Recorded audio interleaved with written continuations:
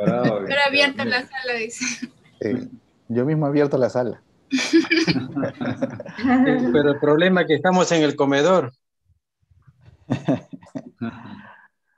Bueno, entonces Bueno, adelante, empezamos entonces. ustedes son los dueños de la tarde, así que ustedes se organicen como es.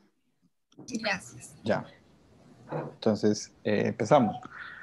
Buenas noches con todos. El día de hoy tenemos el gusto de tener a Rosa Alvarado y a Daniela Torres con el tema de membrana amniótica, una, un tema bastante importante para todos los que hacemos superficie ocular. Creo que la que va a empezar, ¿no? Es Daniela, Sí, yo voy y a después ya presentar. vas a empezar. Muy bien, entonces te damos pase. Gracias.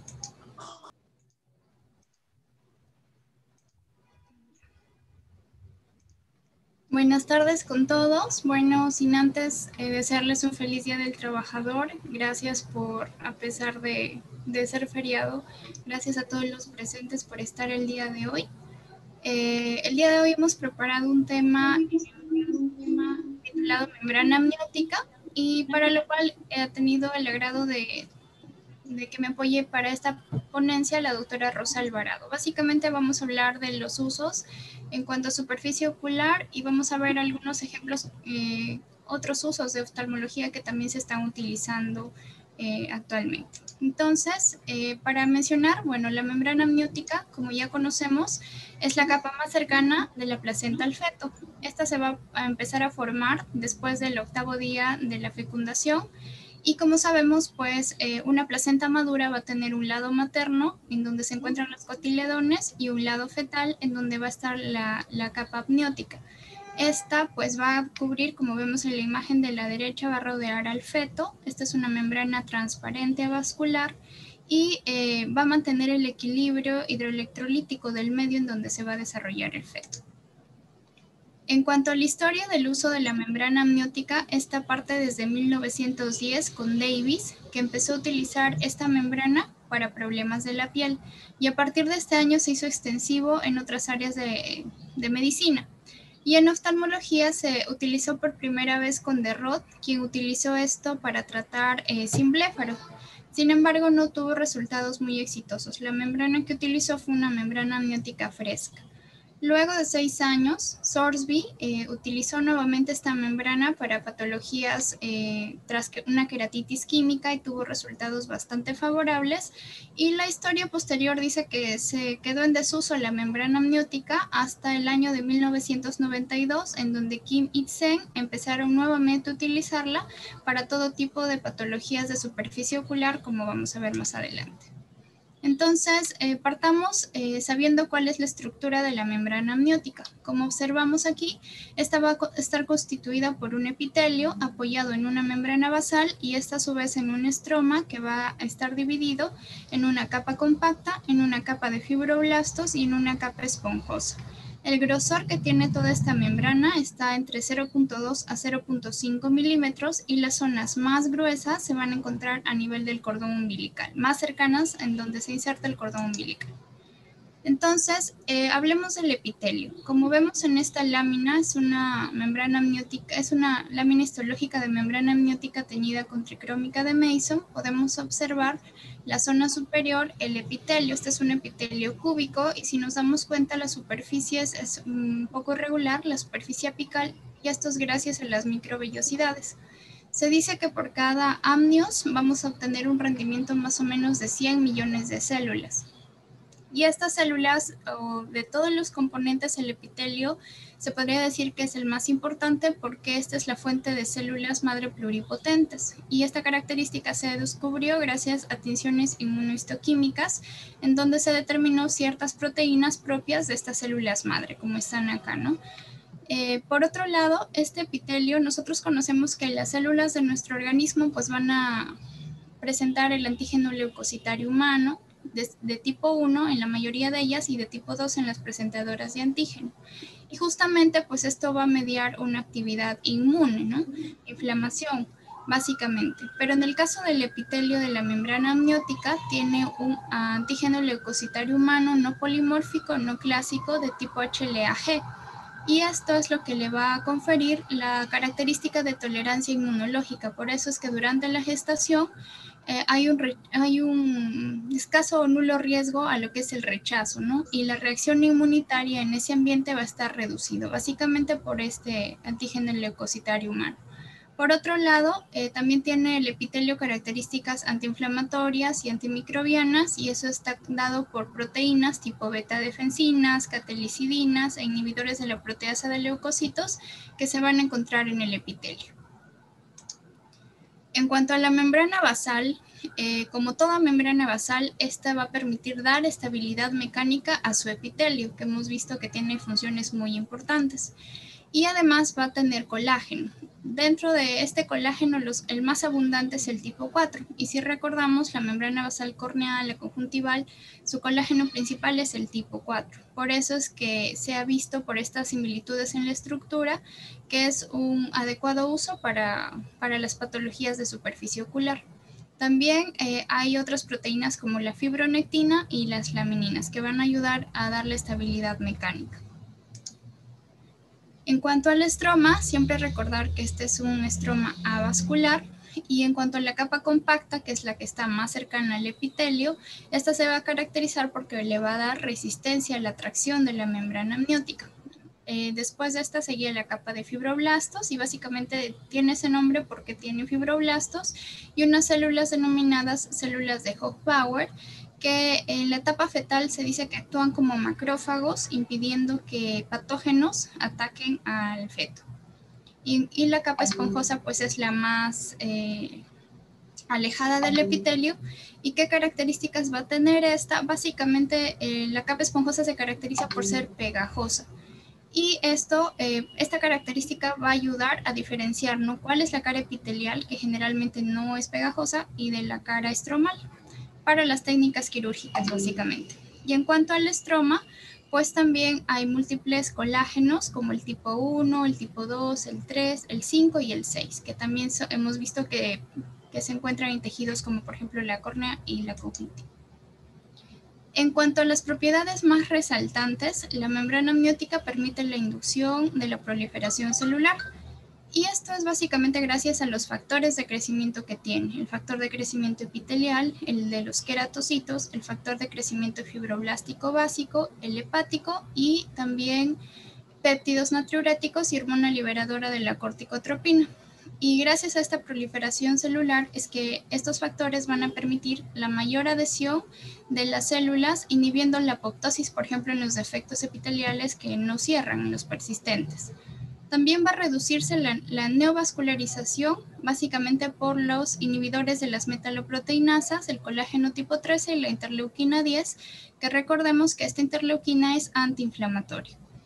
Va a tener una acción anticicatrizal, porque va a suprimir el factor de crecimiento transformante beta. Si recordamos, por ejemplo, en la córnea, cuando la capa de Bowman se daña, el epitelio corneal secreta este factor, y es por eso que al final hay una fibrosis estromal, leucomas. Entonces, la membrana amniótica suprime a esto, reduciendo este proceso, ¿no? También hay escasa o nula inmunogenicidad, por lo que ya habíamos hablado de la expresión del antígeno leucocitario humano no polimórfico tipo G. Y también hay inhibición del Fas ligando. El Fas ligando es una proteína que va a inducir la apoptosis, y esto va a estar muy expresado en los defectos epiteliales persistentes. Cuando se utiliza la membrana amniótica en estos defectos, se inhibe, se dice, este Fas ligando, por eso es que se permite una mayor epitelización de dichos defectos.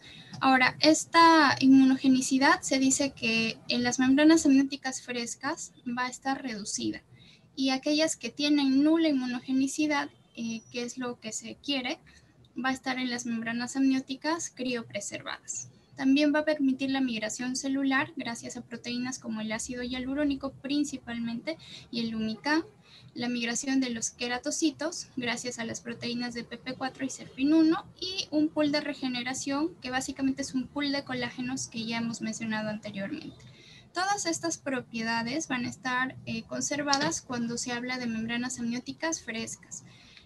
Pero cuando estas membranas empiezan a tener un procesamiento para que se puedan almacenar y conservar, estas propiedades se reducen, pero aún así, aunque se reduzcan, pueden conservar estas propiedades, ¿no? Pero no en un 100%. Entonces, lo principal, o para más o menos saber quiénes son los que donan las membranas amnióticas, son aquellas madres gestantes a término porque permite la maduración completa de la placenta y que son evaluadas a través de un examen físico exhaustivo y también se analiza mucho su historial social, descartando aquellas que, por ejemplo, han tenido antecedentes de alcoholismo, uso de sustancias prohibidas, las drogas, también transfusiones, las que tienen tatuajes o las que han tenido una actividad sexual de riesgo. Y además se les va a hacer un tamizaje, ¿no? Este tamizaje básicamente es detectar VIH, hepatitis y sífilis, y ya de acuerdo a la prevalencia de enfermedades como el CMV, el citomegalovirus, toxoplasma o el HTLV, esto ya va a depender de cada país. ¿Cuándo se hace este tamizaje? En el momento de la donación, la sangre que se obtiene es sangre periférica o sangre del cordón umbilical. Si es que no se hace en el momento de la donación, se tiene un máximo de 1 semana para hacerse y luego de 6 meses se debe repetir este pool de exámenes porque las enfermedades van a estar posiblemente algunas en periodo de ventana. En cuanto a la pandemia, pues no se ha informado que se haya encontrado la supervivencia del SARS-CoV-2 en membranas amnióticas criopreservadas, pero aún así, pues como esto es una pandemia, un virus que aún hay muchas cosas por descubrir de él, las personas que han estado expuestas o que han sufrido de COVID no se aceptan para donantes actualmente. En cuanto a la obtención y el almacenamiento, para obtener una membrana amniótica tiene que haber un personal capacitado. ¿De quién se lo va a obtener? De una madre gestante a término a través de cesárea electiva. No, antes se usaba el parto vaginal, pero como hay flora en el canal vaginal, pues podría correr un riesgo. Previo un consentimiento informado se obtiene su membrana amniótica, su placenta, y se debe colocar en una fuente estéril. Debe ser transportada a una temperatura de 2 a 8 grados centígrados. Para ser preparada se dice que máximo se espera hasta 24 horas y ya cuando pasa más de 2 horas tiene que ser hidratada, ¿no? Con una solución estéril equilibrada. Entonces, para prepararla, una vez que ya se obtiene la membrana, pues se tiene que separar el amnios del corio. Recordemos que en todo momento de este proceso se tiene que observar la membrana que no tenga lesiones, agujeros, algo anormal. Y una vez que se separa del amnios del corio, pues se corta el cordón umbilical y se la va a lavar en una solución equilibrada fisiológica. Generalmente se dice por agitación, unas 3 veces, cada vez por 10 minutos, y como de hecho que va a quedar coágulos todavía, esto se los va a retirar manualmente, hasta obtener, como vemos acá, una membrana transparente. Luego se va a descontaminar. Entonces, antes y después de la descontaminación se va a tomar cultivos. Y cuando ya se descontamina, se va a realizar a través de como un caldo, digamos, de antibióticos, antimicóticos. Y después de esto, pues también se hace cultivos. Aquellas membranas que salgan cultivo positivo a pesar del proceso de descontaminación, pues se descartan definitivamente. Se ha encontrado que pueden ser halladas de un 1.6% hasta un 8% cultivos positivos, sobre todo cocos gram positivos, pero actualmente ya es más infrecuente encontrar estos cultivos, pero sí se ha reportado. Y ya cuando se descontamina, pues se va a colocar en un transportador. El más usado actualmente es la nitrocelulosa, que vemos acá este papel. ¿Y para qué nos va a servir? Para su más fácil manejo y para también orientarnos cuál es el epitelio y cuál es el estroma. Como les había dicho, el estroma es pegajoso, es lo que va pegado a la nitrocelulosa, y el epitelio es lo que está libre, ¿no? Lo que mira al cielo, se dice. Entonces, después de haber realizado todo esto, vamos a ver cómo se almacenan las membranas amnióticas. Ya hay 2 tipos de conservación y almacenamiento, las frescas y las conservadas. Las frescas son aquellas que después de que se les ha lavado con suelo salino estéril y se ha descontaminado, ya están disponibles, ¿no? Por esa misma característica, pues el tiempo de su disponibilidad va a ser escaso, no es que vayamos a tener una membrana por meses o por años, ¿no? Las frescas. ¿Y cuál es su principal desventaja? De que esta sí tiene riesgo de transmisión de enfermedades, porque las enfermedades, como les dije, el siguiente pool va a ser el 6º mes de donación y pueden estar en periodo de ventana.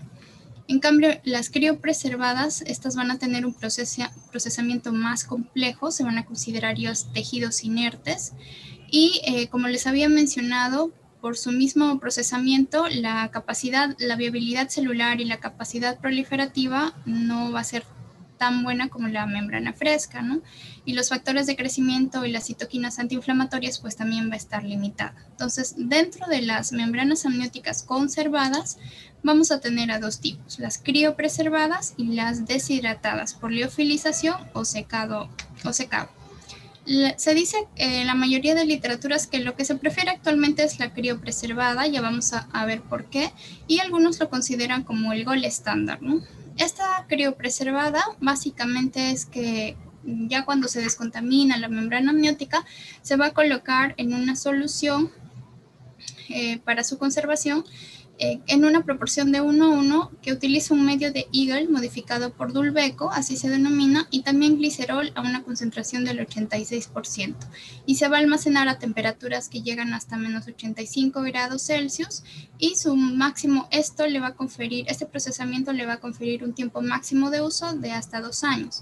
Algunos mencionan que si se conserva a temperaturas mucho más bajas, como esta, puede durar hasta 5 años, pero obviamente las propiedades pues van a ser menores.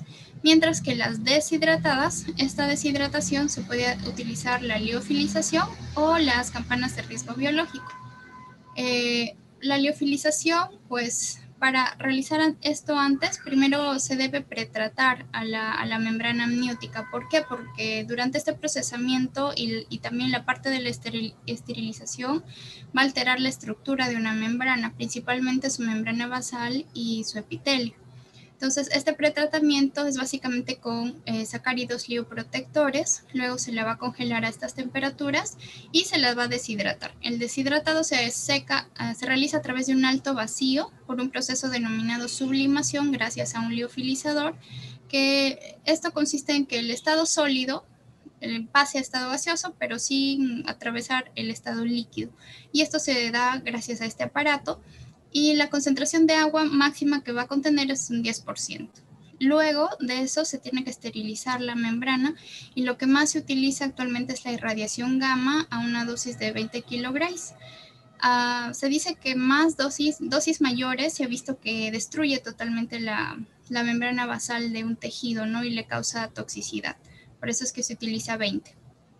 Otros mencionan que también se ha podido usar ácido paracético etanol, pero generalmente la irradiación gamma es lo más usado. En cambio, cuando el otro método, el secado a temperatura ambiente, se hace a través de una campana de riesgo biológico y lo que se va a hacer es deshidratarse al aire. Generalmente se usa durante toda una noche, otros mencionan 24 horas, y luego se esteriliza también con radiación gamma. Entonces, ¿cuáles son las principales diferencias entre la membrana amniótica liofilizada y la criopreservada? Ambas van a tener ventajas y desventajas. La liofilizada pues va a tener una mayor duración, hasta de 5 años de uso, mientras que las criopreservadas hasta de 2 años.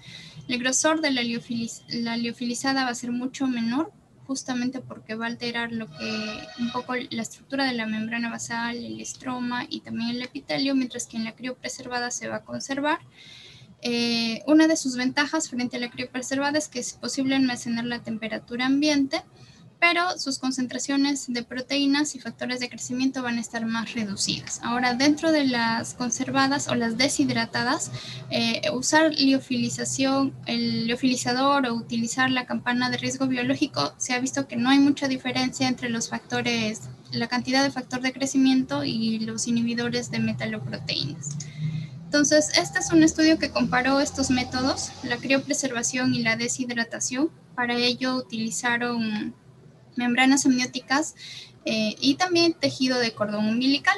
Entonces, lo que se hizo fue estudios de histología, histoquímica, electroforesis, Western blot y ensayos de muerte celular. Y estudiaron esta estructura, que es un complejo proteico constituido por ácido hialurónico de alto peso molecular y la pentraxina 3, que es una proteína. Este complejo en conjunto se menciona que va a dar lugar a la apoptosis de macrófagos cuando estos son inducidos por lipopolisacáridos, ¿no? Como las bacterias, por ejemplo. Y también este complejo va a aumentar la cantidad de interleucina 10, que es antiinflamatoria, y va a reducir la interleucina 2, que es proinflamatoria, cuando son estimuladas por interferón o también por lipopolisacáridos, ¿no? De patógenos. Entonces, en cuanto a lo que es la tinción, el estudio histológico se tiñó con hematoxilina eosina y tricrómica de Mason. Y, por ejemplo, se evaluó que en la tinción de hematoxilina eosina, la membrana amniótica criopreservada preservaba su epitelio, su membrana basal subyacente. El tejido umbilical criopreservado también, pero la membrana basal deshidratada había alteración del epitelio y también de la membrana basal. Con la tinción de tricrómica de Mason se vio básicamente el colágeno de la membrana amniótica, tanto del cordón umbilical y sobre todo de la membrana amniótica criopreservada. Se menciona que su estroma está bien compacto, bien conservado, mientras que en la deshidratada, como vemos, está alterado. También cuando se dosó el ácido hialurónico de cadena pesada, que es el número 2 en la fila, podemos ver los colores que presenta, y cuando se estudió, por ejemplo, membrana amniótica o cordón umbilical criopreservado, se vio que también presentaban las cantidades a pesar de su procesamiento, pero cuando se inducía deshidratación, como vemos, está totalmente blanco. La pentraxina 3, que ya hemos visto cuál es la función de estas dos proteínas juntas, también vemos que entre los 45 kilodaltons y los 100 kilodaltons hay bandas que tiñen y que se conservan, por ejemplo, en la membrana amniótica y el cordón umbilical criopreservado, pero en la membrana amniótica deshidratada no se observa, se destruye. Y cuando se hicieron estudios acerca de la proliferación en macrófagos, para los ensayos de muerte celular, se vio que las criopreservadas, tanto membrana amniótica como cordón umbilical, tenían menos proliferación de macrófagos, ¿no?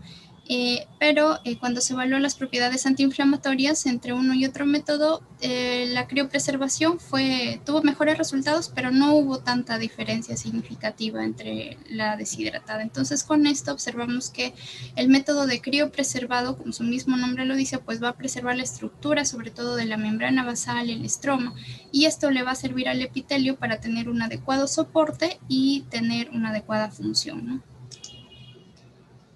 Ahora, como previo a su uso, ¿qué es lo que se realiza? Pues en el caso de la criopreservada se debe calentar a temperatura ambiente. Los crioprotectores, que es el glicerol con la solución de Dulbeco, también se eliminan con solución salina. Y cuando ya se va a utilizar para la cirugía, se rehidratan para una mejor manipulación. Y se va a despegar de la nitrocelulosa previo a su uso. Entonces, actualmente y exclusivamente para cuando hay lesiones de córnea, hay dispositivos que usan membrana amniótica para evitar las suturas, básicamente. Y dentro de ellos están los Proquera, que son anillos, como vemos acá, que tienen distintos diámetros internos y externos y grosores, y va a contener membrana amniótica y se va a colocar como en el dibujo inferior de la izquierda, ¿no? Encima, para que pueda solucionar el problema corneal, básicamente, sin necesidad de suturas, porque las suturas también se dice que pueden inducir la inflamación. Y los amnioclips, que son como dos aros, uno de mayor diámetro que el otro, se coloca acá en la membrana y se ajusta con el aro más pequeñito y también se coloca sobre la córnea. Y se ha visto que esto es útil porque hay menor inflamación, obviamente menos tiempo quirúrgico, porque estos métodos son usados, por ejemplo, en pacientes con enfermedades conjuntivos cicatrizales tipo pénfigo, Steve Johnson o NET, que los pacientes incluso llegan a estar en las UCIs, ¿no? Y es difícil moverlos para una cirugía de membrana amniótica. Entonces, esto es una opción. Y obviamente si es que no hay suturas, pues las revisiones o las consultas para el retiro de suturas va a ser mucho menor. Actualmente, como les digo, se utiliza así, se menciona en consultorio e INVED, y básicamente cuando hay lesiones epiteliales se coloca un poco de anestésico para que el paciente no tenga mucho disconfort, el bléfaro, y ahí se coloca la membrana y encima un lente de contacto y ya se observa a través de lo que es la lámpara de hendidura, ¿no? Se retira antes de eso y ahí se observa para ver su colocación adecuada. En cuanto a la técnica quirúrgica va a haber dos, ¿no? Una tipo injerto y una tipo parche. La tipo y su diferencia es básicamente en cómo va orientado y para qué patología se va a usar. No hay superioridad entre una y otra técnica. Esto se va a usar de acuerdo a la patología que el paciente tenga. En el caso del injerto, la membrana amniótica va a hacer el lugar como una membrana basal y sobre esto pues va a crecer el tejido que falta. Como vemos, no va a sobrepasar los bordes de la herida y básicamente se utilizan para las úlceras profundas. Mientras que la técnica de parche, aquí por ejemplo el epitelio está mirando hacia arriba, ¿no? Y el estroma está hacia abajo. En el parche, como vemos acá, va a sobrepasar el defecto y en este caso el epitelio de la membrana va a estar en contacto con el epitelio de la córnea. Epitelio, o sea, no mira al cielo, sino mira hacia abajo. Y esto básicamente, ¿cuándo se va a usar? Pues, por ejemplo, en defectos epiteliales persistentes o en queratitis que no haya una úlcera, como en este caso, una úlcera profunda. En caso de queratitis química aguda, Steve Johnson agudo y cuando hay alto riesgo de trasplante corneal.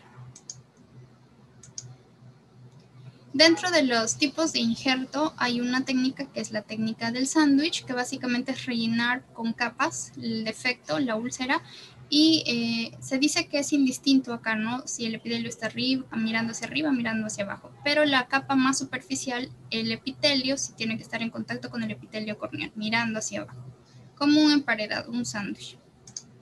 Como por ejemplo vamos a ver en este video, se dice que para colocar antes se debe debridar todo el tejido no viable, muerto. Se coloca ahí la primera capita que va a rellenar el defecto, digámoslo. No importa mucho cómo está orientado el epitelio, el estroma, pero la última capa, el parche ese sí, ¿no?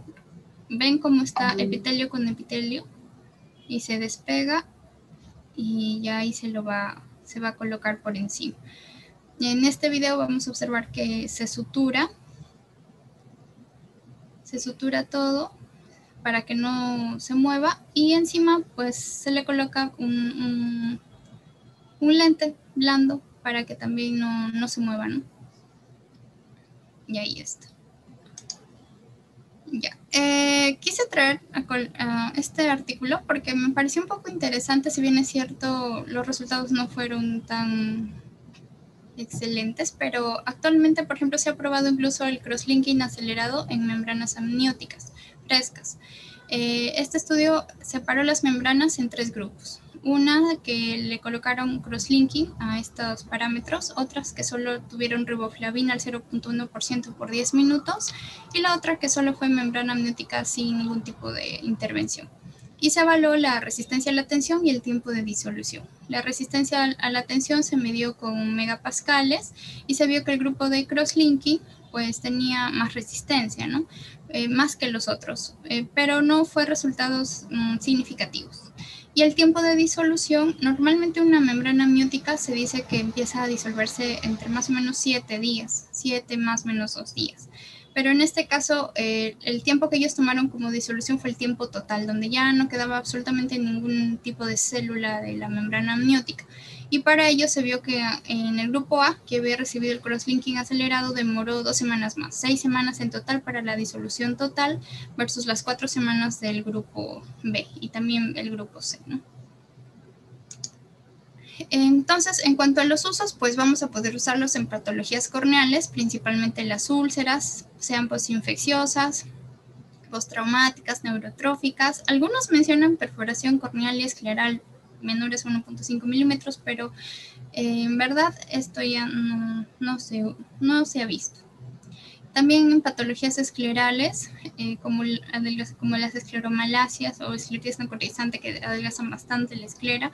Patologías conjuntivales, como por ejemplo, principalmente enfermedades conjuntivos cicatrizales, un pénfigo, Steve Johnson, también para el tratamiento de simblefaro, y también se usa para el pterigium recurrente. Pero vamos a ver un artículo en donde el gol estándar, como ya sabemos, es el autoinjerto conjuntival. Este es un ejemplo de un paciente que tenía una úlcera profunda y tras 2 meses de colocación de membrana amniótica hubo un cierre total del defecto.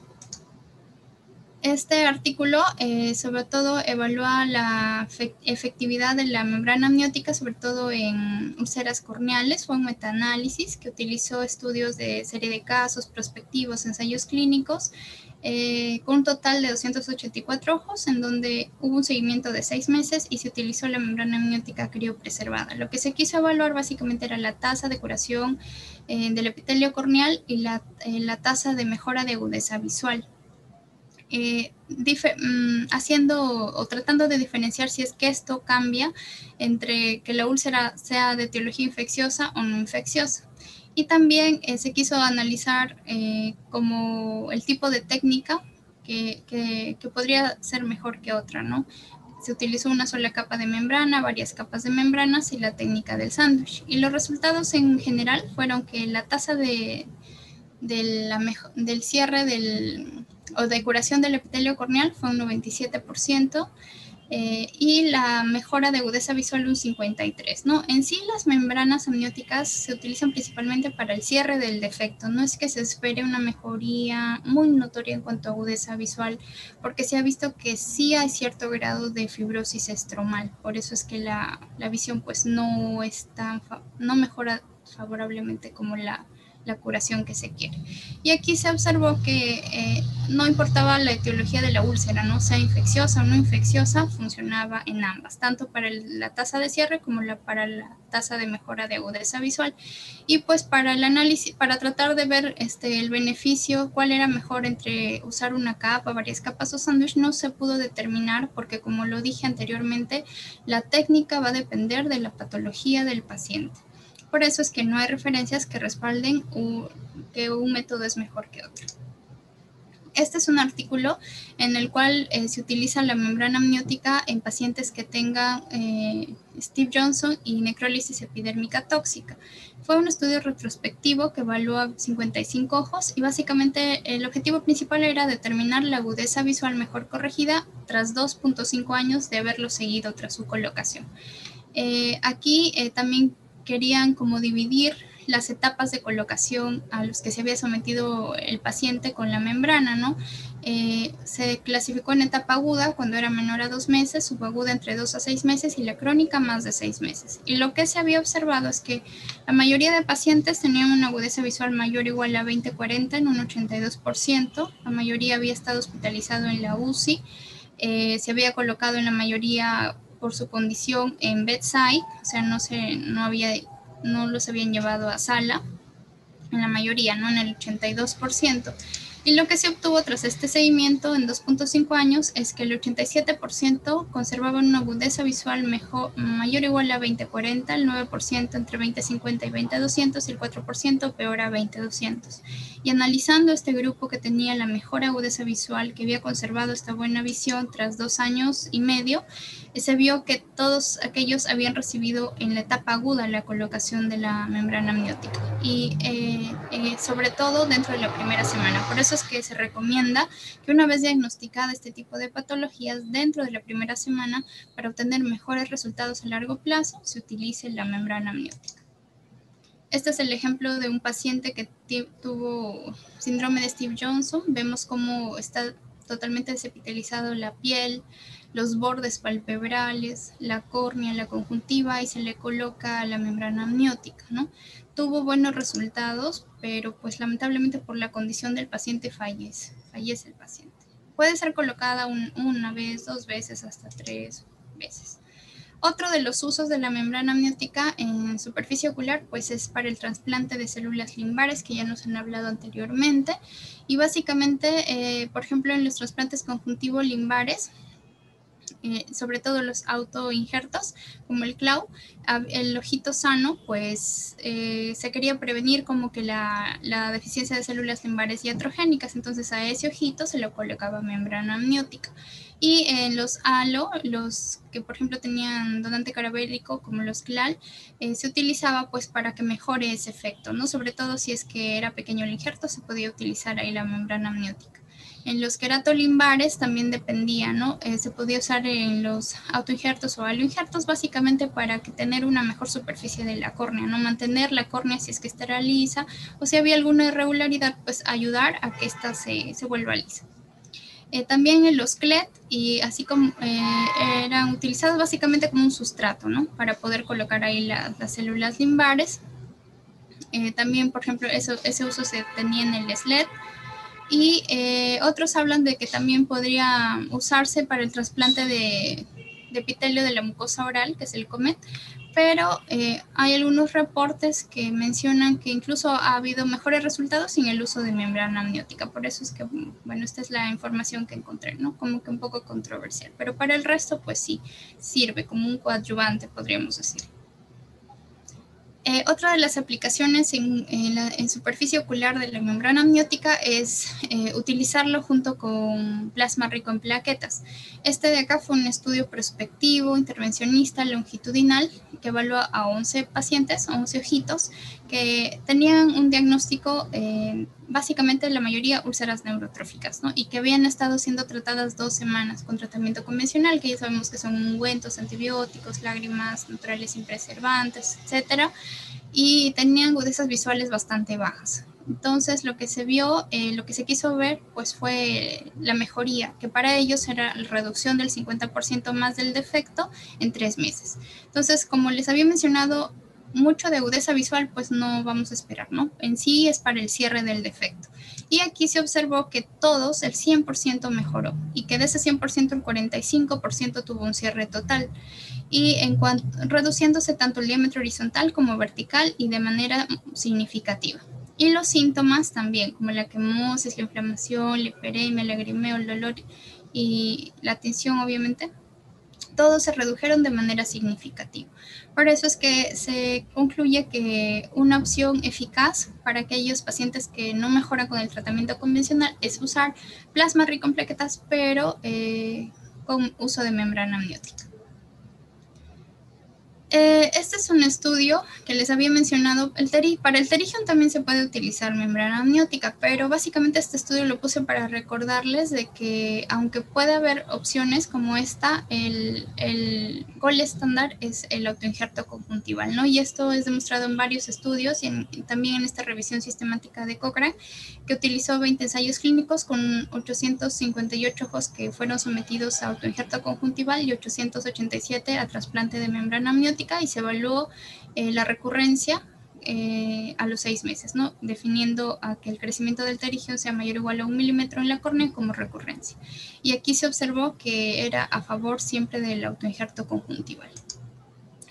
¿Por qué? Porque las recurrencias son 16% para autoinjerto, por ejemplo, versus 42% para membrana amniótica. El riesgo de recurrencia después del autoinjerto conjuntival es 55%, se redujo un 55% en relación a la membrana amniótica, ¿no? Y esto queda como moraleja de que a pesar de que esté la membrana, pues el autoinjerto es el gold estándar. Se dice que para pterigium primario y recurrente. Entonces, ¿cuándo usar la membrana amniótica? Se puede utilizar, pero si es que se va a usar, sobre todo usarlo en pterigium que son recurrentes, nunca en un primario.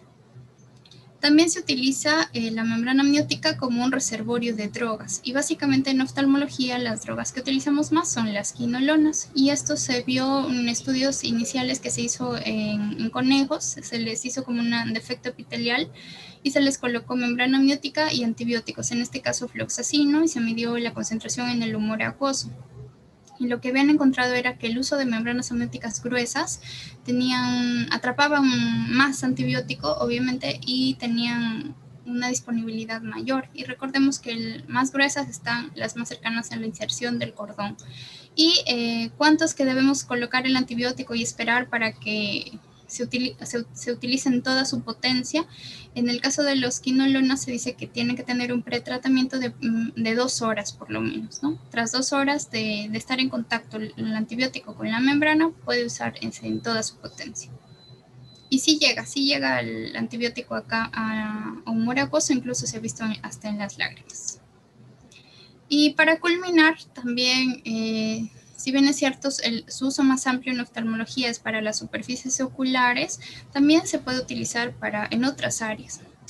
Dentro de ellas en retina, por ejemplo, para desprendimientos de retina reumatógeno asociados a agujeros maculares de 2.2 milímetros, se coloca acá una membrana amniótica criopreservada y se ha descrito, gracias al OCT, por ejemplo acá, que hay una regeneración del neuroepitelio con cambios bastante considerables en agudeza visual, ¿no? Esta es la prequirúrgica, que básicamente les he puesto el resultado final, ¿no?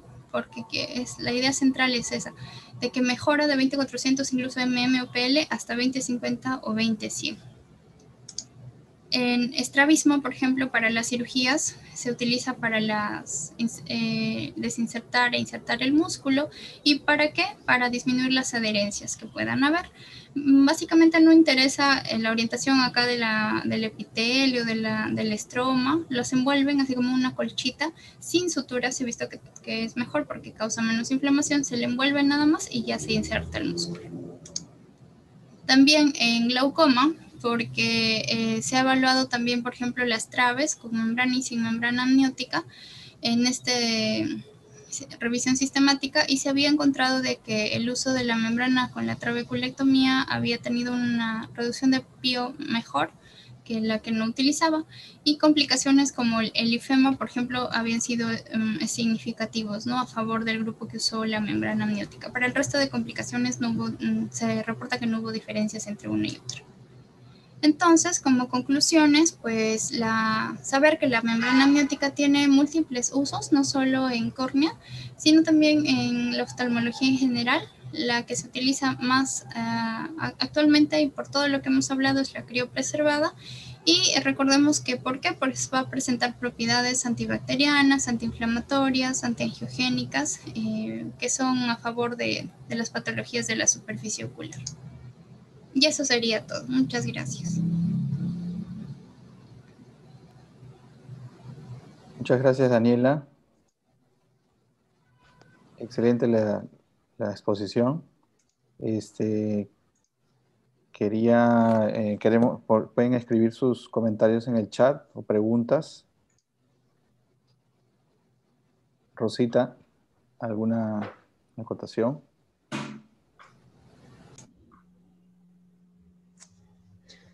Muchas gracias en primer lugar por la invitación. Siempre es un gusto poder acompañar a los residentes en estos temas. Pues no sé, a menos que haya alguna duda, alguna pregunta, me parece muy buena la revisión que hizo Dani, porque es importante conocer primeramente por qué se usa, ¿no? La composición, la similitud que tiene con la superficie ocular y las propiedades que le confieren a la membrana, y por lo tanto que justifica su uso en diferentes campos, no solamente como ven en la superficie ocular como tal o defectos en la superficie, sino también para otro tipo de usos, ¿no? O incluso ya para patología de segmento posterior. Entonces, si hay alguna duda, me parece que está completa la revisión al nivel que queremos que se entienda. No sé si tengan alguna duda un poquito más específica. Yo quería preguntarte, Rosita, si hay algún tipo de experiencia con Proquera. Ok.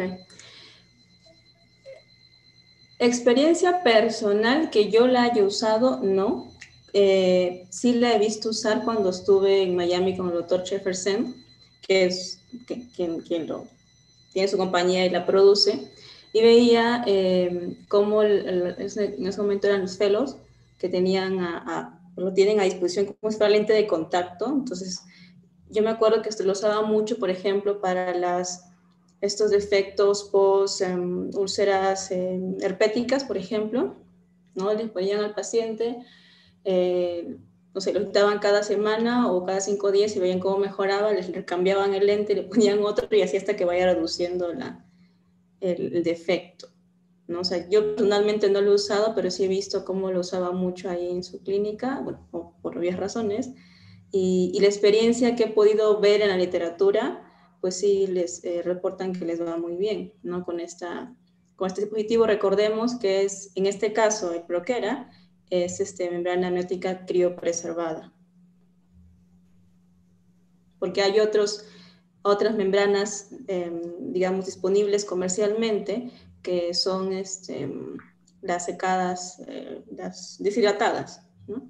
Que también se ha visto que tienen buenos resultados. Incluso hay un estudio que se presentó en ARBO en el 2014, donde justamente compararon estas dos tecnologías, el Proquera versus el AmBioDisc, que uno es criopreservada y el otro es secada o deshidratada, y no vieron diferencias significativas en cuanto a las tasas de repitalización en úlceras post-infecciones o efectos epiteliales persistentes. Interesante que lo que mencionas en usos en herpéticas. Hace unas semanas, tuve un paciente que justamente tenía un defecto epitelial. Me lo habían enviado de otro doctor, de otro colega, que este colega, al ver un defecto epitelial persistente, le colocó una membrana amniótica, y después de la membrana amniótica empezó a tener una reacción inflamatoria importante, y a ver una úlcera en el centro con infiltrados, y empezó a empeorar, empeorar. Le dieron pues antibióticos, corticoides al inicio, y empeoró más. Y al final de verlo, después de unas cuantas veces, determiné que estaba haciendo una queratitis estromal herpética necrotizante, ¿no? Entonces, había vasos, ¿no?, superficiales, estromales. Entonces, se podría pensar de que, como sabemos, el herpes despierta a través de un trauma, alguna cirugía, ¿no? Y en este caso fue eso, ¿no? Entonces, eh, pienso que hay que tomarlo como se dice, con pinzas en esos defectos epiteliales, y primero que no haya un tipo de infección, lógicamente bacteriana y viral, antes de colocar una membrana amniótica, ¿no? Porque justamente puede pasar eso. Y felizmente ya con el uso con el tiempo, al detectar eso, el paciente lo fui viendo más seguido, y hasta que por fin, después de mes y medio, cerró la úlcera, ¿no? Con antivirales, etcétera. Entonces, esa era mi- mi experiencia en estas úlceras herpéticas. Sí, es importante ver primero, no mejorar. Dice, a ver, estoy preguntando. Dice, sí, el doctor Velasco dice, ¿cuál es la experiencia del lino con el uso de membrana amniótica liofilizada? ¿Y cuál es la recomendación para reconstruir la membrana amniótica liofilizada, y usarla? En el lino, ¿qué experiencia tiene? Sí, en el lino se ha usado por mucho tiempo, ¿no?, la membrana amniótica liofilizada. Definitivamente la maniobrabilidad, se puede decir, de usarla es un poquito más compleja, ponerle puntos a este tipo de membranas liofilizadas. Con las membranas criopreservadas se puede maniobrar mejor. Particularmente ya yo no uso la liofilizada, uso la criopreservada ya de hace un tiempo.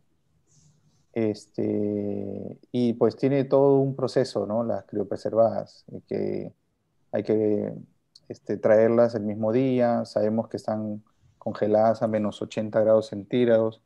Hay que ponerlo por lo menos media hora o casi una hora antes de la cirugía en temperatura ambiente, y luego unos 10 minutos antes de colocarla en agua, para que se siga descongelando y poderlo usar, ¿no? Vienen unos envases también con sus líquidos preservantes, y y ya, como digo, ya viene con todas las indicaciones, ¿no? Pero ese es, como digo, por años se usaba, no porque no queramos, sino porque no había a la mano las criopreservadas. Ahora que sí la hay, pues sí hemos hecho el cambio, ¿no? Pues si me preguntan, siempre me tienen esa duda.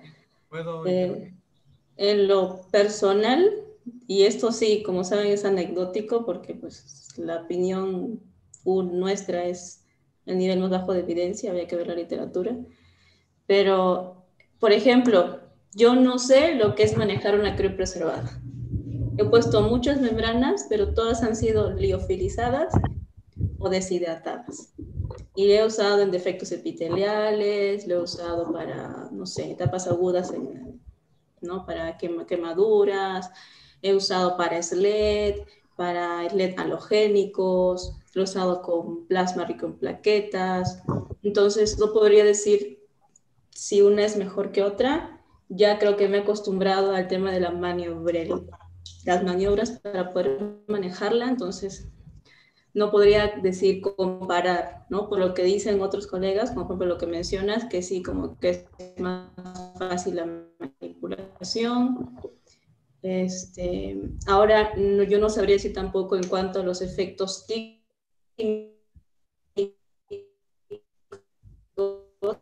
autorizados en humanos que nos digan cuál es mejor que otra. Hay comparaciones, como bien dijo Daniela, in vitro. Algunos dicen que son similares, otros dicen que la criopreservada pues mantiene de mejor forma los componentes de la membrana basal, que permite una mejor conservación o liberación de proteínas que modulan la repitalización. Pero cuando llevan el estudio a la parte in vivo, en ratones, en conejos, pues la verdad hay muchos estudios que dicen que tienen tasas de repitalización similar. Entonces no he visto, a menos hasta donde sé, estudios clínicos en humanos que las comparen. Lo más cercano es lo que mencioné, que es un estudio retrospectivo que compararon 22 ojos que habían usado o Proquera o el Ambiodis, que es pues como que la comparación de ambas, ¿no? Pero más allá de eso no sabría decir cuáles funciona clínicamente, que haga la diferencia clínica entre uno y otro. Y pues siempre la ventaja que muchos ponen es que es el almacenamiento y el transporte de la liofilizada comparada con la preservada. La liofilizada uno tiene en el cajón y la usa pues ese mismo día, ¿no? Y sobre todo estamos viendo esos temas de transporte con la vacuna, por ejemplo. Es lo mismo. No podemos mantener las temperaturas adecuadas, llegar a más población.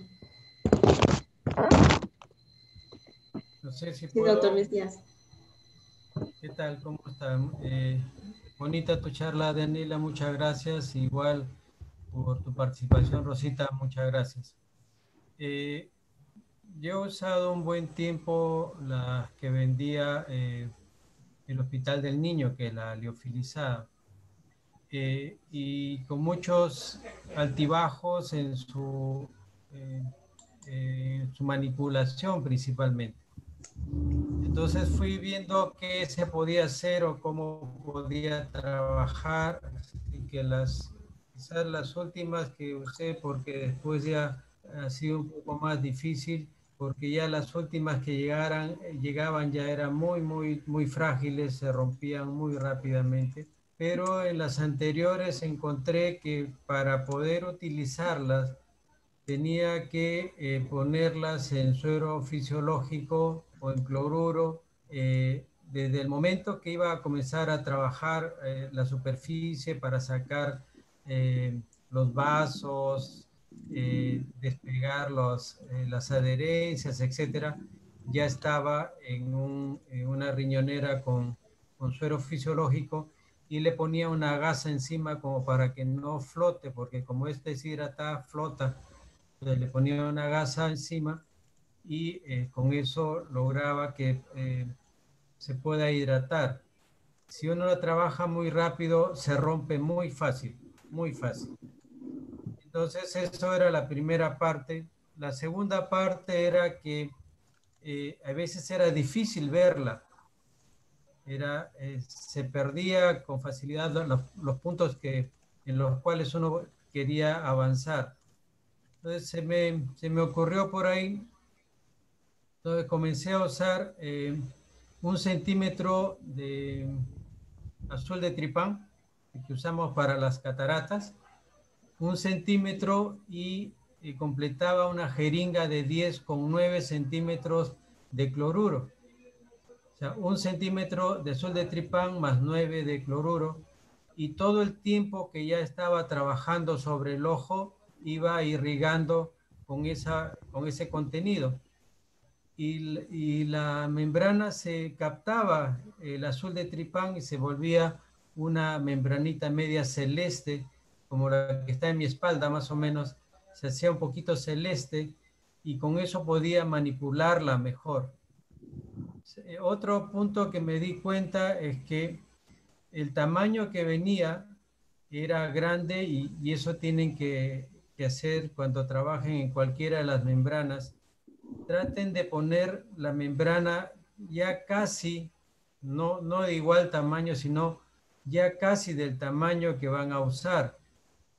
Porque después cuando uno quiere cortar el exceso, es ahí donde uno rasga muchas veces la membrana y principalmente la liofilizada.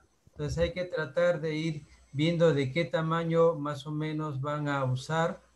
Traten de cortarla antes de sacarla de la base que viene, el papel ese que viene, para poder no manipular mucho.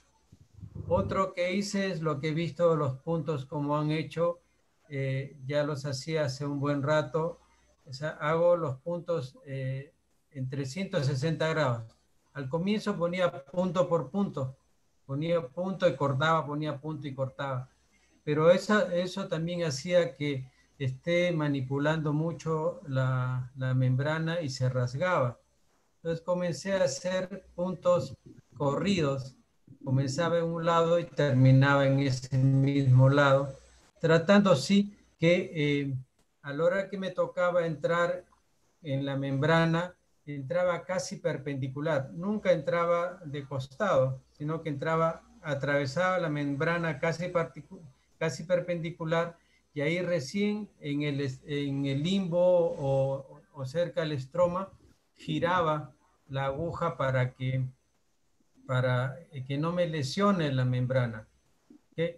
Y siempre tener el cuidado que van a agarrar una buena porción o de limbo o de estroma, porque si se agarra muy superficial, también van a rasgar la membrana. Entonces, esas son las cosas que con el tiempo aprendí.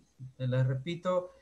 Uno, ponerla en solución salina, en una riñonera, un depósito, desde el mismo momento que comienzan a trabajar, le ponen una gasa encima para que la sumerjan, esté al fondo. Después, tratar de cortar un poquito más grande de la zona que van a ustedes trabajar, ¿ok? Porque si no, a la hora que quieren recortar, se rasga mucho. Tercero, usar azul de tripán, 1 centímetro más 9 centímetros de cloruro, y eso estar inyectando, o sea, irrigando continuamente. No deben trabajar con membrana seca o que se está secando. Tiene que estar siempre húmeda, porque se reseca y se rasga todo. Y la sutura la hago en 360 grados con el cuidado de no entrar diagonal ni muy cercano porque se rasga y después ya se malogra todo, ¿no? Eso es lo que he hecho yo ahí en el lino.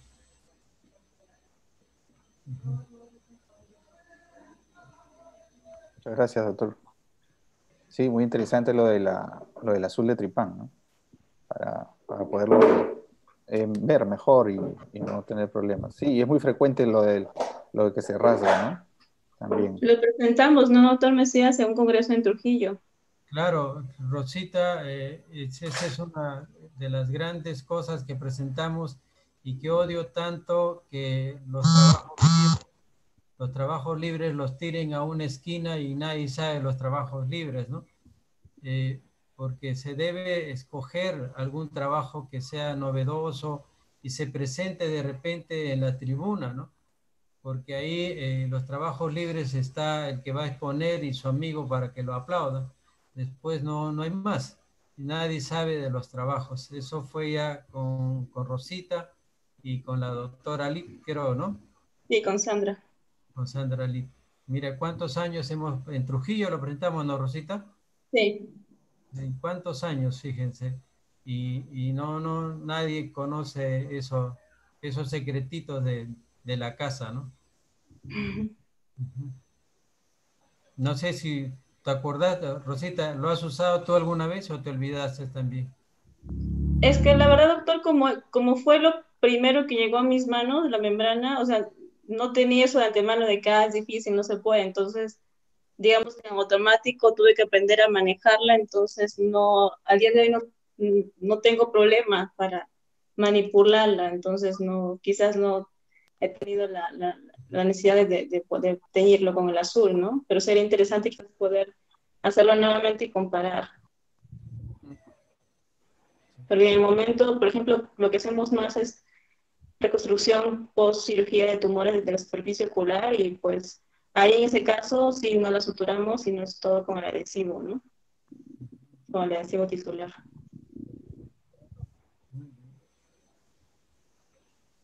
Aquí hay una pregunta del doctor Ruiz, felicitándola también a Daniela Torres por la buena revisión. Y le pregunta a Rosita si tiene experiencia con el uso de membrana amniótica en perforaciones corneales. Sí, no creo que le escribí, pero se me apagó la computadora. No, en perforaciones corneales nunca he usado membranas. Si son pequeñas, pues usamos en acrilato. Si son más grandes, para parche. Y si tenemos tejido, necesitamos trasplantes. No he usado la membrana amniótica por la perforación es generalmente una urgencia que tenemos, entonces la membrana no es que tampoco la tengamos a la mano, si es que tenemos la liofilizada, pues hay que comprarla, conseguirla y no es barato, al menos aquí no es barato, entonces no es esa nuestra opción, además sabemos que se degrada, se integra, entonces para perforaciones, y no, yo no la he usado al menos ¿No? en este tiempo. ¿No? Sí, para perforaciones, lo que pasa es que, claro, la membrana amniótica no tiene un efecto, pues, ¿no? de pared en sí en las perforaciones, ¿no? Por más que quisiéramos poner tipo sándwich, varias capas, ya cuando la córnea está perforada no tiene ese efecto. Quizás para defectos tipo como de adelgazamientos corneales, ¿no? Ahí se podría poner las membranas así en multicapa y para tratar de cerrar y de regenerar, ¿no? La superficie, pero en perforaciones igual, coincido contigo, ¿no? Sino a lo mucho en Delhi o, insisto, en post, digamos, dermoides que queda a veces un poco... Si tenemos un cap digamos, de un desagüe que quede la parte anterior, podemos poner pero si no, lo que hemos hecho a veces es la membrana amniótica así, pero hecho taquito, hecho rollito, debajo de la membrana encima, y sí nos ayuda como a regularizar un poco en caso de un efecto muy, muy pronunciado, pero para perforaciones sí, definitivamente no.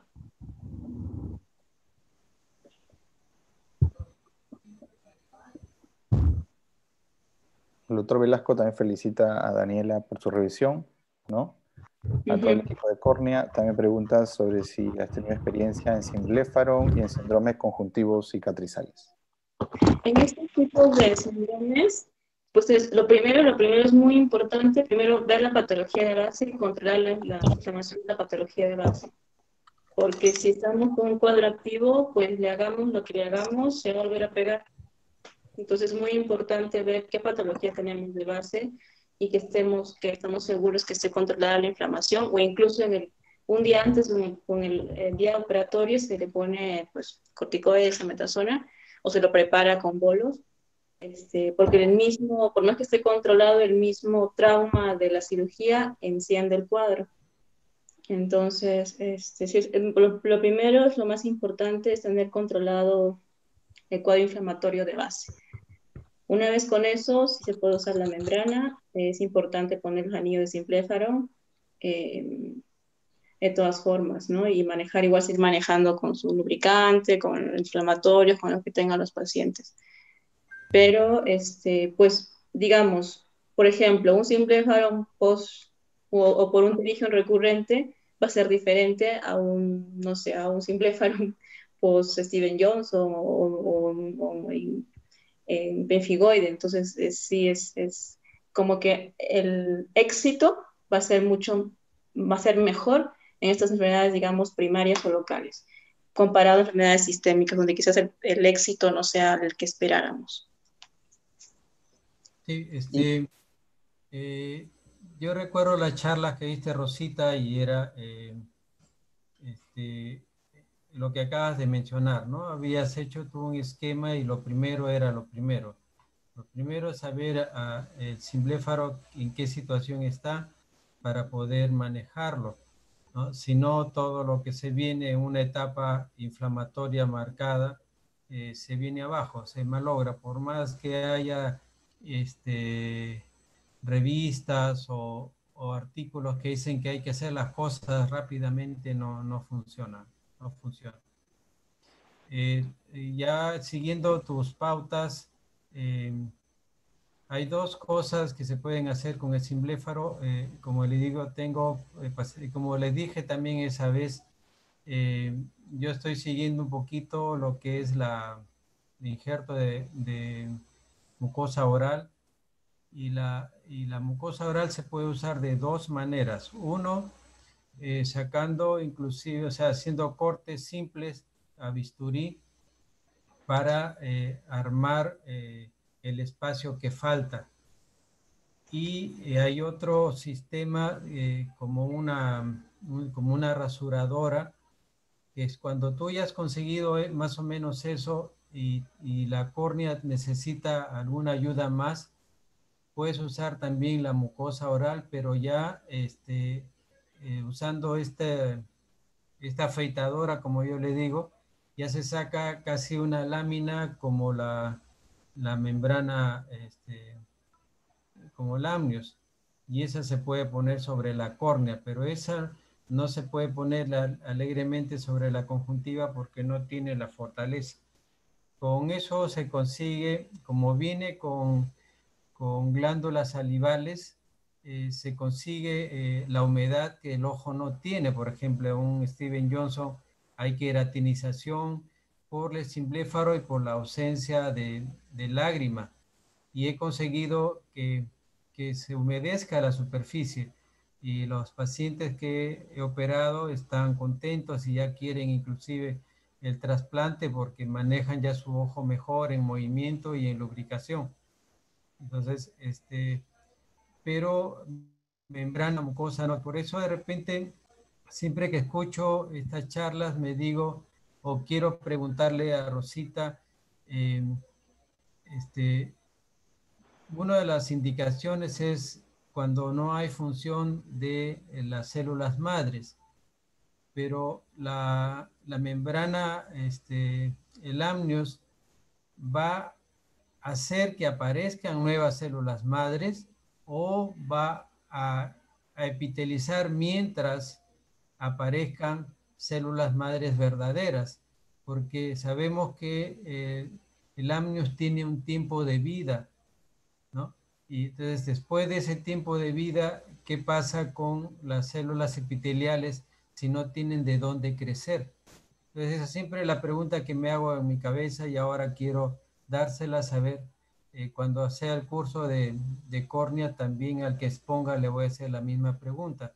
Si no hay células madres, si el limbo no funciona, el poner amnios, ¿cuánto tiempo va a hacer que se epitelice y de ahí qué va a pasar? No sé qué me necesita. Lo que pasa es que, como creo que también lo mencioné en la charla anterior, el problema de la deficiencia de células de limbo, pues es justamente eso, no hay células. Y la membrana amniótica no es una indicación per se sola para casos de deficiencia de células de limbo. Se usa así como adyuvante, digamos, cuando hacemos el trasplante de células de limbo. O sea, sacamos las células y usamos la membrana como un sustrato para que puedan crecer sobre esta y se puedan integrar a la superficie. Pero no, la membrana solita como tal no es indicación para un problema de deficiencia de células de limbo. Así es. Que es diferente que estemos hablando de un defecto epitelial persistente, por otras cosas, es diferente. Ahí sí se puede usar y se usa, ya sea quirúrgicamente, suturada o con plasma plaquetas, se puede usar y va muy bien. Pero para solamente problemas o que tengamos una deficiencia de células de limbo diagnosticadas, no está indicado solo poner la membrana, porque efectivamente es un andamiaje, sí, con todas las propiedades, pero no están las células. Tenemos que administrar o suplir las células que están faltando. Ajá. Gracias, Rosita. Muchas gracias.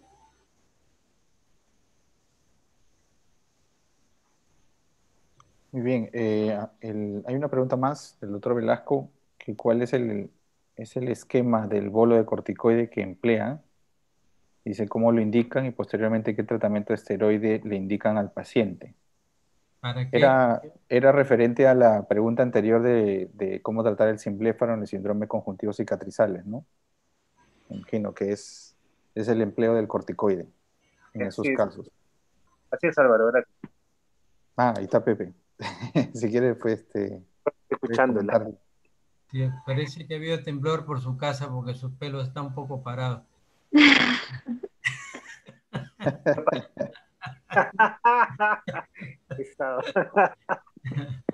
Mientras ven eso, como cuando yo uso mucosa oral, no necesito corticoides adicionales porque es propio de la persona. No me requiere usar mayor cosa, no he necesitado usar mayor cosa que lo tópico nada más, ¿no?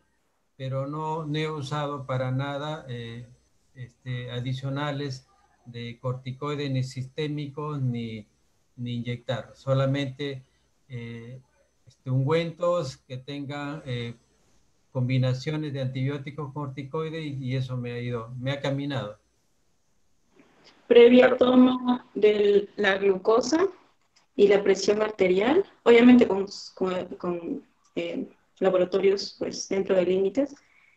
Lo que se hace, se toma la glucosa, la presión arterial previo a, y se le deja, bueno, varía, unos le ponen 250 miligramos cada 6 horas, un día previo. Se ingresan un día previo a la cirugía, se le está pasando pues, en bolos con su insulina. Un día antes de la cirugía. Se les empieza a dar eso. El día de la cirugía se les puede pasar también en el intraoperatorio y luego se les pasa a vía oral. Sabemos que la dosis pues, inmunosupresora es de 1 miligramo por kilo, entonces se les empieza a dar prednisona vía oral y se les va retirando, se les va reduciendo la dosis. Pero digo, va a depender mucho de la patología que tenga. Si tiene biológicos, pues va a seguir con su biológico, pero si necesitamos este shot de corticoides y lo vamos a someter a un trauma quirúrgico. Claro, yo más que todo, Rosita, porque los esquemas de uso de corticoides podrías darle así como mencionas, 250 miligramos cada 6 horas o colocar un bolo pues en 1 hora antes, o sea, colocarlo intraoperatoriamente, ¿no? También, ¿no? Pero el esquema, por ejemplo, en Graves, uno hace esquemas de 500 miligramos semanales, pues, ¿no? Y uno va bajando para no usar vía oral, ¿no? Porque vía oral es como que demasiado efecto sistémico actualmente y sobre todo en pandemia es un poco complicado, ¿no? Entonces, por eso te hacía la consideración al respecto, ¿no? Tratar un poco de no usar tanto de la vía oral, sino darlo más que todo de vía, la vía endovenosa, pero de manera controlada, semanalmente, en estos cuadros de pemfigoides o síndrome de conjuntivos cicatrizales que son muy difíciles de tratar, pues, ¿no? Y en simbléfaro con membrana amniótica y reconstrucción de fondos de saco, pues prefiero mucosa oral, definitivamente, ¿ah? Sí. Como bien, ¿ah? Y el aparato es mucótomo, Lucho. Como el mucótomo consigues unas láminas bien delgaditas. Si puedes sacar la mucosa oral, pues sí es mejor. Claro. Totalmente de acuerdo. Pepe, ¿de dónde consigues el mucótomo? Mira, yo no tengo, yo lo hago a mano. Okay. Yo cuando cosa la hago a mano. O sea, ya tengo la mano entrenada para poder hacerlo. No, pero igual tiene... Con estas de las rasuradoras, también he visto que... Con la rasuradora. Sí, con la pujita. Con la de mi abuelo, entonces. Porque Claro. hay unas resolvedoras antiguas que sí, que se armaban, que se pueden quizás emplearlas, ¿no? Pero yo voy a tratar de conseguir mucótomos para ver si podemos conseguirlos para el hospital, ¿ya? Y pues es una buena opción también, ¿no? Porque si no hay que quitar no solamente de la mucosa oral, sino también se puede sacar de la parte interna de los carrillos también, ¿no? Donde se consigue mayor cantidad de volumen, de área, perdón, ¿no? Entonces, pero tenemos que tener aperturas bucales y todo esto para poder entrar a operar, ¿no? Sí, porque esos pacientes con enfermedades sistémicas, pues también está afectada la mucosa oral. Exacto, sí, por eso es Entonces, bastante, ¿no? Y mira, por eso justamente cuando he probado membrana amniótica, también ha sido, y con corticoides previos, o sea, colocarle 1 gramo o sea, 500 era solo miligramos de metilprednisolona venoso, y el día de la cirugía otros 500 más, y después sí. dándole de 500 semanales y 250 semanales, ¿no? Ese esquema de 3 semanas, 6 semanas en retiro completo, ¿no? Y me fue más o menos bien, ¿no? Pero cuando quitas el corticoide, caray, es como que se reactiva otra vez. Entonces, ahí el uso de otras drogas, ¿no? Inmunosupresoras también va de la mano. Por eso es que estos casos son manejos, con multidisciplinarios, ¿no? En oftalmología, juntamente con los que ven inflamaciones en uvea, con reumatólogos también, ¿no? No es tan sencillo manejarlo, no solamente es operar, ¿no? Hay que Sí, ver todo no, el no. esqueleto. No, la piedra angular es tipo de pacientes con enfermedad sistémica. La piedra angular es o sea, su inmunosupresor que está tomando. Si está con... Y ya, este evento de la cirugía es un evento aislado y tiene que tratar en ese momento con el corticoide, pero no es, la idea es justamente del inmunosupresor es que quitemos el corticoide, que no se dependa de ese, ¿no? Y tienen que ser Claro, tratados con eso. sí, sí. Adicionalmente, no es que lo manejo con corticoide y lo acabo y ya y me voy, no. De entrada tiene que seguir con el medicamento que estaba manejando, ¿no? Claro. De tipo que tenga o tiene biológicos con sus biológicos, ¿no? Sí. Y la otra cosa que muy bien aprendí de Lucho era el uso de la membrana liofilizada. Bueno, tú, Rosita, lo manejas bien también allá, pero hay que hidratarla mucho, hay que trabajarla muchísimo tiempo antes, ¿no? Hidratarla y todo, ¿no? Yo también he mudado, como dice Álvaro, a usar criopreservadas, porque bueno, hay empresas que las tienen acá, pero hay muchos hospitales que también las están comenzando a fabricar también, ¿no? Entonces hay que estar pendientes para poder que el INO pueda conseguir estas membranas amnióticas, no solamente de la práctica privada, sino de los mismos hospitales, ¿no? Por lo menos en el grupo de plástica nos han mencionado un par de hospitales que pueden conseguirlo, así que vamos a gestionar para que también se pueda hacer lo mismo con el hospital, con el INO, ¿no? Entonces, más bien a ustedes les preguntaría qué tal sienten que el resultado clínico es mejor ahora que usan la criopreservada que antes que usaban la liofilizada, y depende de qué patología es, obviamente, ¿no? Porque yo no puedo responder eso porque nunca he tocado una criopreservada, entonces. Claro, hay la experiencia de los de Cornell. Yo tengo mi manera de pensarte en plástica, pero a ver, prefiero que Álvaro, que ha mudado, pues me pueda responder la pregunta, ¿no?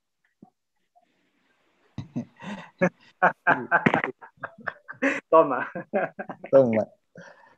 No, pero bueno, hablando de todo eso, quería preguntarle también a Rosita sobre si utilizan allá de primera en quemaduras corneales la membrana amniótica. Ay, terrible. Sí se ha llegado a usar, digamos, en etapa aguda, sí. Sí, hemos usado. Ya. Y además ya se ha visto pues que dentro de las 32 horas pues nos cambia el panorama, nos cambia mucho digamos, la evolución posterior de estos pacientes, ¿no? Porque ya por todos los efectos que trae la membrana, sí, ayuda mucho a poder, ahí a colocarlo, pues no, digamos, en este caso sí no sirve el famoso troquera, sino sí hay que cubrir toda la superficie, hasta los párpados, porque esto que también se viene afectado alguna quemadura, generalmente afecta toda la superficie ocular. Entonces sí, nos sirve hacer como que cubrir toda la superficie, incluido párpado, digamos la conjuntiva dorsal, ¿no? Con Acá, acá no he tenido experiencia de usarlo así de primera mano, la membrana en quemados, en quemaduras oculares, pero sí así con desepitelización total de la córnea y la conjuntiva también quemada, hemos estado con suero autólogo e inyección de sangre, ¿no? Subconjuntival, y por ahí unos casos que han ido bastante bien y no han necesitado, ¿no? Membrana. Pero, pues, es... Ahorita que me recuerdas, cuando fue, ha sido época de COVID, justo hubo un poquito con una quemadura y entraron a quirófano, me preguntaron, y en mi caso en ese fue una quemadura, le pusieron la membrana, como digo, de primera intención, y les aconsejé que usaran plasma rico en plaquetas subconjuntival 360 y les ayudó muchísimo. O sea, en ese momento, ¿no? Justo estamos hablando de una época de pandemia, hace un año. Por ejemplo, en esos casos, sí, o sea, la recuperación fue muy buena, rápida y muy buena. O sea, Rosita, yo recomendaría combinar estrategias terapéuticas, ¿no? Membrana amniótica más PRP, por ejemplo, en esos casos. Claro, ¿no? que sí, totalmente. Yo uso mucho el plasma rico en plaquetas y al menos estar bien indicado, va muy bien, porque luego a todos quieren ponerle el plasma y tampoco no. O sea, es como que en su momento bien indicado va muy bien. Eso. Excelente. Vamos a hacer eso. Bien. Muy bien. ¿Alguna otra pregunta? ¿Comentario? Queja.